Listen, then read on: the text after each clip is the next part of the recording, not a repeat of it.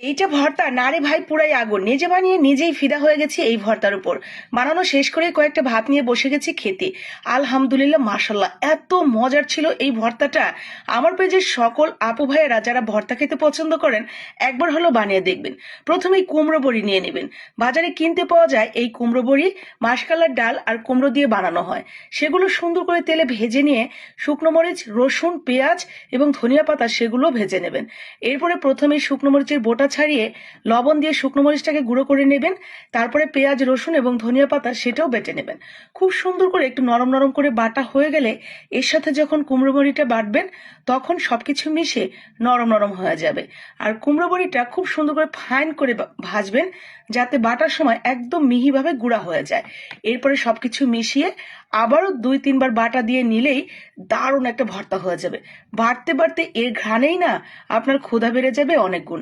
এত মজার এই ভর্তাটা, অন্য লেভেলের একটা ভর্তা। আমার তো বাড়তে বাড়তেই এত বেশি ভালো লাগছিল এর ঘ্রাণে, মানে আমি নিজেকে আর ধরেই রাখতে পারছিলাম না। কোনো রকমে বাটা শেষ করে অল্প একটু ভাত নিয়ে বসে গেছি খেতে।